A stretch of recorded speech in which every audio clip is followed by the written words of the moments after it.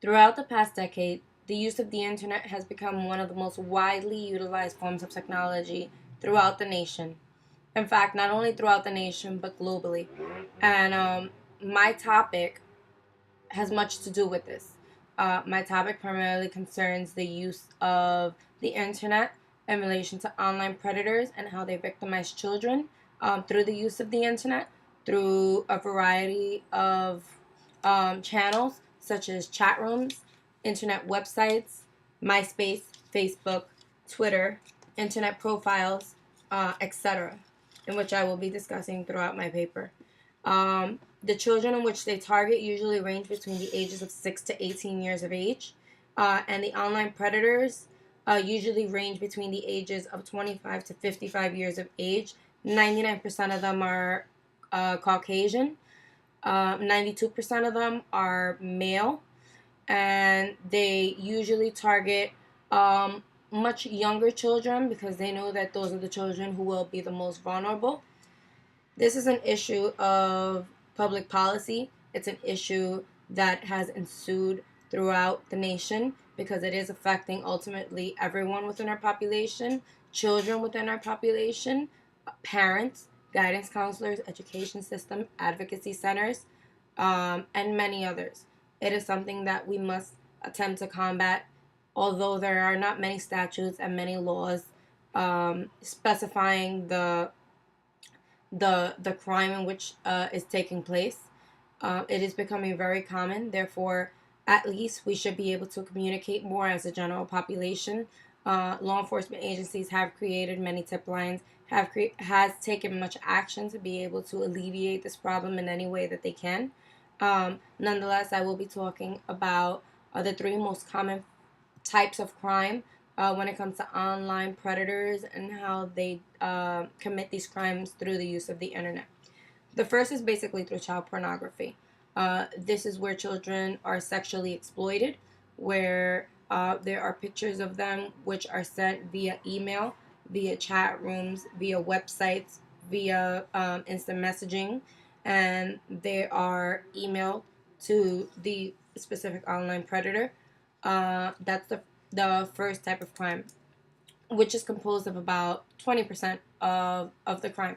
The second is internet solicitations to undercover law enforcement agencies. So this is basically where law enforcement detectives poses children between the ages of 6 and 10 years of age. They have conversations with them, create internet profiles as a boy or a girl, and they have conversations with online offenders and set up a day to be able to meet with them. During that time, they make the arrest. And unfortunately, this is the most common form of prosecution when it comes to this specific type of crime, which means that most of the prosecutions are being made through the use of law enforcement officials and not through the use of reporting and not through the use of children reporting these crimes. This could be happening as we speak, which is very unfortunate. Just a sidetrack, this is not a paper that I'm looking to try to find a solution on, but this is something that I want to write about to be able to make not only my classmates aware of this issue, but everyone as a general population, that this issue is becoming a major one throughout the country, and it is something that we need to wake up and become more aware about. This generation is not the way the last generation used to be. Children are much more vulnerable. Children have much more access to many channels, including the internet, where there are hundreds of people who we really don't know. We really don't know what they're about, and who at the end of the day are looking to take advantage of children in any way that they can.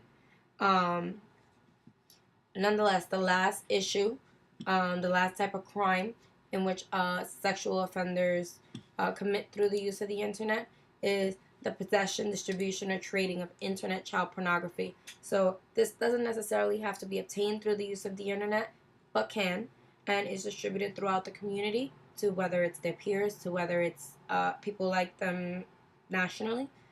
So it can travel across states, and their pictures, they can be videos of rape, torture, bondage.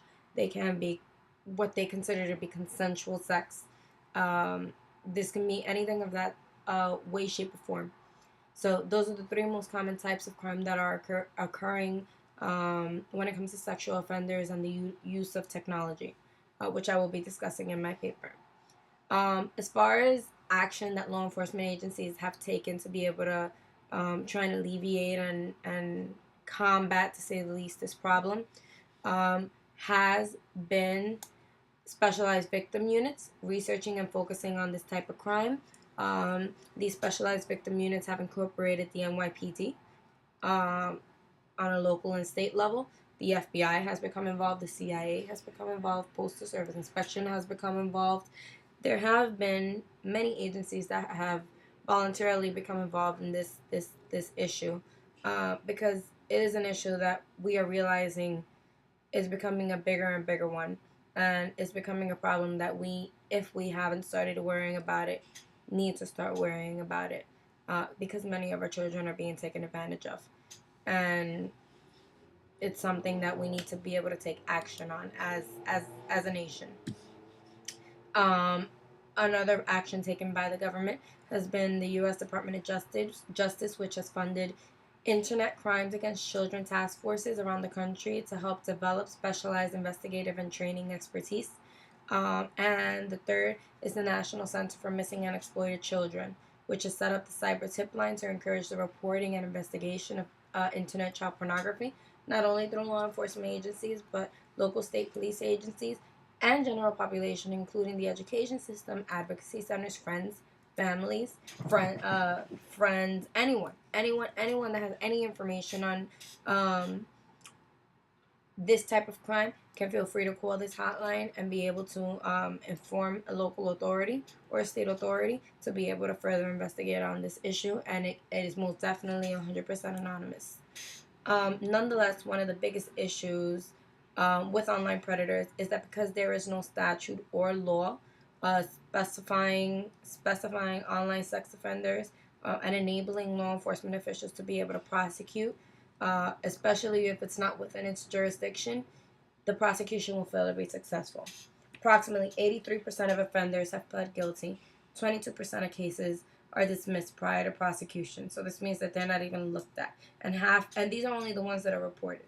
The majority of these crimes are not reported, as we probably already know, much like many other crimes such as rape and others.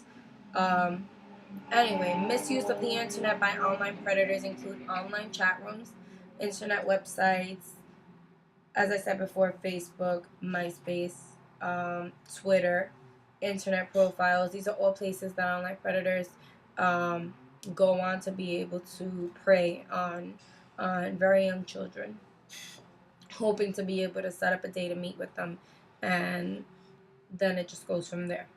And most of this happens where the parents don't know anything that's going on until it's already too late.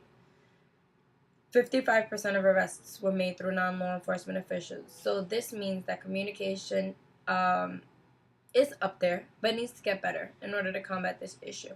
Because, like I said before, there are many that are not being reported.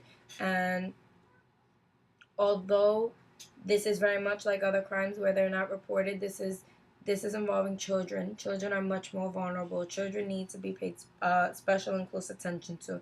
Therefore, everyone needs to be able to be on a communicative level, and everyone needs to be attentive. Everyone needs to be aware. This is an issue that needs to be focused on from K through 12. This is something that is becoming an even bigger problem every day.